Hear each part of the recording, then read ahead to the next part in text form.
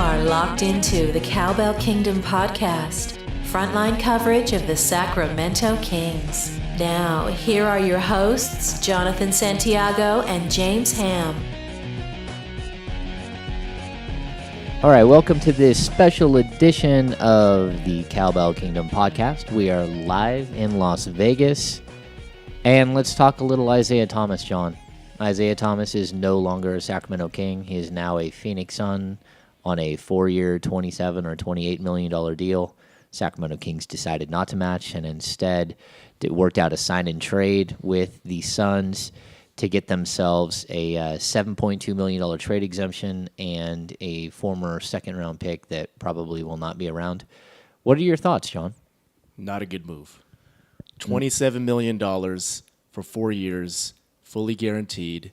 It's $1 million more than what they paid Carl Landry last offseason. And Carl Landry wasn't entering his prime. Carl Landry was, how old is Carl now? 31? 30? Yeah, 30 years old. Isaiah Thomas is entering the prime of his career. And we have said that if you can get, like, whatever Isaiah was going to make, he was always going to get penalized for his height. This is obviously is him getting penalized for his height. Him only making $27 million over 4 years. If he were, as he said, if he were 6'3", he would get max money based on the numbers he did. If he was 6 foot, he probably would get max money. Yeah. I mean, I just don't see that there's a huge difference between him and a lot of, I mean, even like, look at Ty Lawson. What is Ty Lawson, like 2 inches taller than him? And Ty Lawson makes $11 million a year. I would have paid him.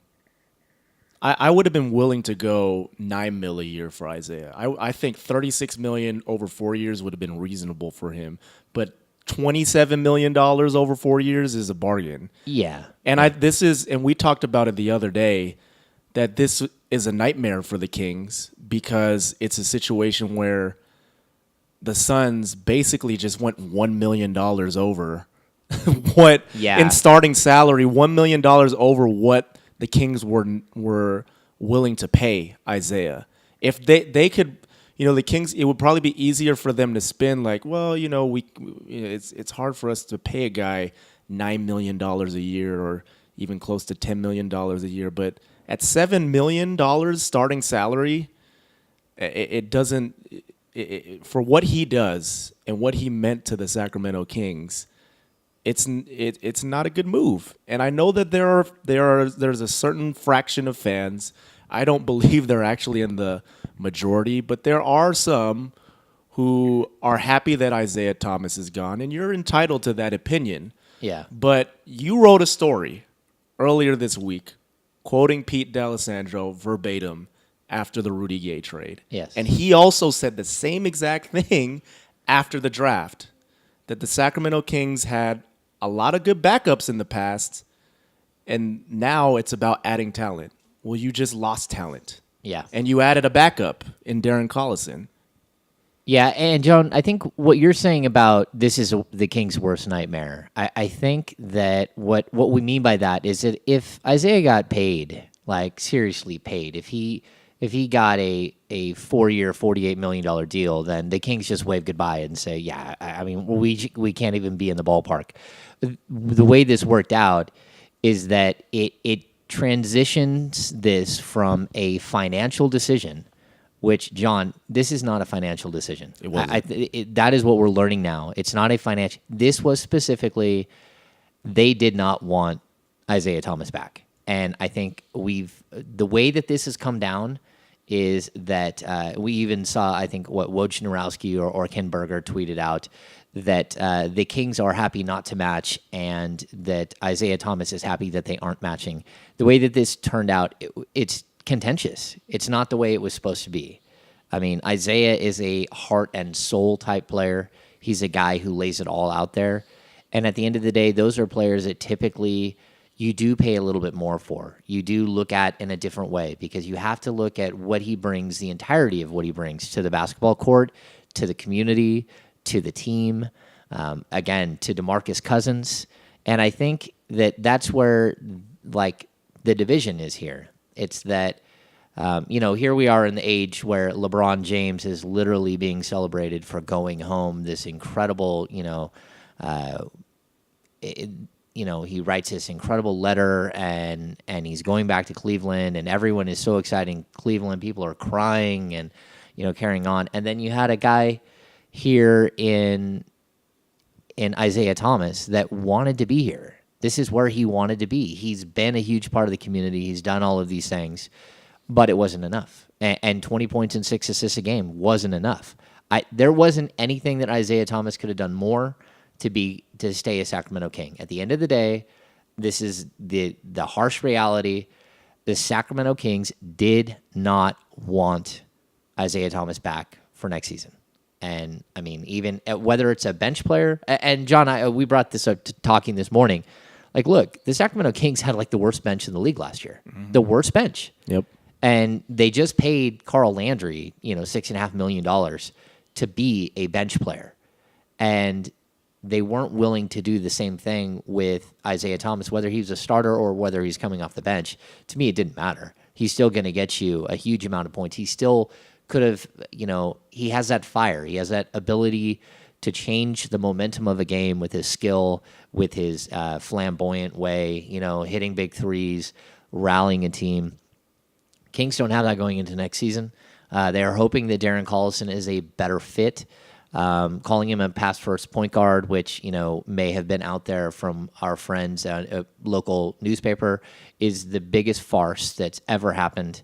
Darren Collison is no more a pass-first point guard than Isaiah Thomas is. And, at the end of the day, this was it's not a business decision. It was a basketball decision. It was a personnel decision, and they moved away from Isaiah Thomas. And, good luck to Isaiah Thomas. I think he's a great kid, and he's going to do very, very well. Yeah, being around him these 3 years, one of the things that I think started to bother me was just hearing certain things about Isaiah, about his personality, so to speak. And in that locker room, there were certain things that were starting to leak about how he was handling himself there. And, I just didn't agree with that, because he's a guy, you can't be arrogant and not be humble and be where he is today.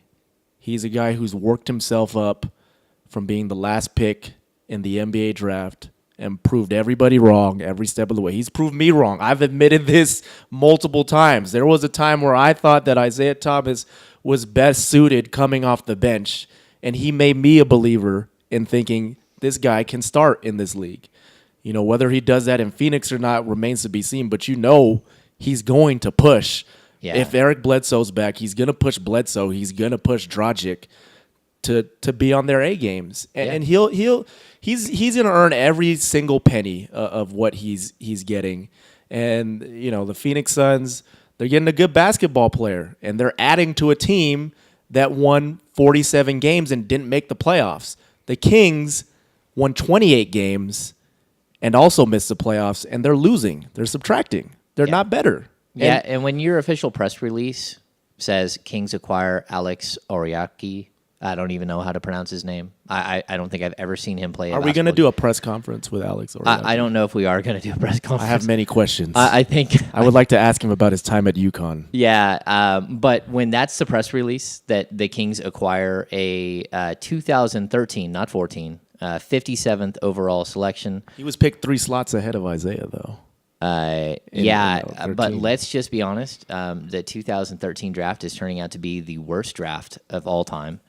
But anyway, it's not about him. It's not about the money. Really what this came down to is Isaiah Thomas. And hey, again, fans have been critical of us being critical, but at the end of the day, Pete D'Alessandro and his team of front office personnel have made their decision that Isaiah Thomas is not part of the future of this team.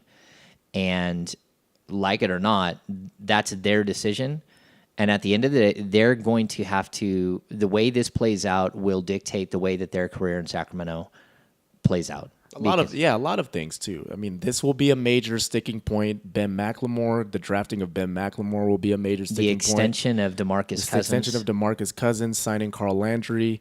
drafting Nick Stauskas. These are their defining moves thus far. Rudy Gay is their. They're going to want to put Rudy Gay as their deciding moment, as their defining moment is adding Rudy Gay. Yeah, but you have to look at the Derek Williams trade.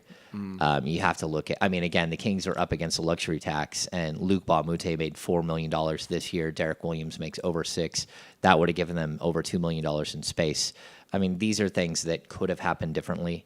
And, it's not, you can't look at every trade and in a vacuum. I mean, it's just, you have to look at the whole picture. And the whole picture right now is cloudy. I don't know how many wins this team can win next year. And I don't know what that means for Rudy Gay, unless Rudy Gay just says, all right, I'll take major money from you right now. But again, we discussed it. Someone asked us on Twitter, what do you think Rudy Gay would make in this free agency period? And when I see Chandler Parsons and Gordon Hayward making max money, I have to assume that Rudy Gay, especially with some teams striking out trying to get those guys, I have to assume that Dallas or Charlotte or Houston or Miami would pay Rudy Gay very close to max money. Now, I'm not talking $19 million a year.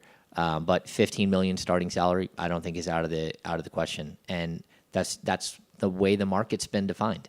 And so I guess we'll see how this plays out, John.